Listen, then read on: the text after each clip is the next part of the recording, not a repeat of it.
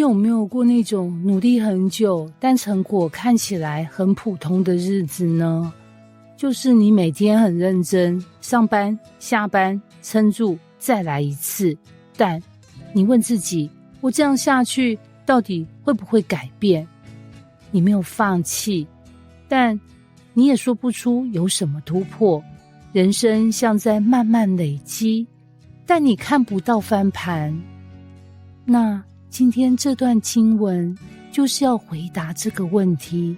那些看起来很普通的努力，会不会有一天突然变得很不普通呢？经文说，路德在田间一直捡麦穗，捡到晚上。注意哦，不是捡一下就爆红哦，不是捡2把就财富自由，是整天捡。这很像我们现在，你不是不努力，你只是没有那种一夕翻红的剧情。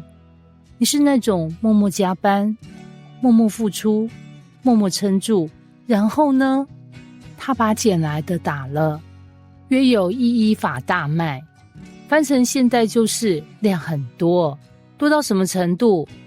差不多是一个人好几天甚至更久的食物。这里开始不一样了。他原本只是想活下来，结果神给他的是活得下去还有剩。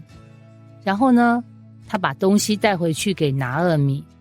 这画面很有感觉，一个人累了一整天，背着一堆成果回家，心里想说不知道有没有人看见。结果拿俄米一看到，直接吓到，你今天在哪里捡的？谁这么照顾你？翻译，这不合理耶，你是不是遇到贵人？你今天是去捡麦穗，还是去参加抽奖啊？这就是那种当神开始动工，连旁边的人都看得出来，这不只是你努力的结果。然后路德说出关键名字，我今天在一个叫波阿斯的人那里工作。这一句很普通，对不对？但对拿俄米来说不普通，他直接回一句，愿那人蒙耶和华赐福。然后他补一句重点中的重点，那人是我们的亲族，是一个至亲的亲属。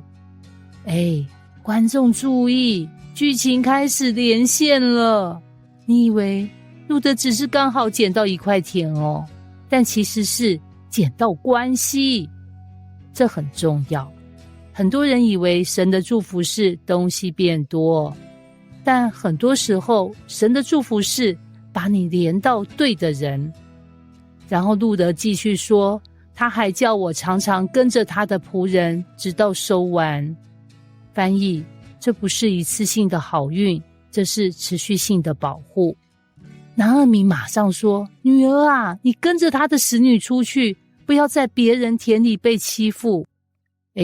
这句超现实哦，意思是这地方安全，你不要乱跑。不是每个地方都有这种待遇。这也很像我们今天不是每个工作环境都健康，不是每段关系都安全，不是每个机会都值得追。有些地方你去了只会更受伤，但当神把你放在对的地方，你要学会留下。最后经文说，路德就常常跟着波阿斯的使女拾取麦穗，直到收完大麦和小麦。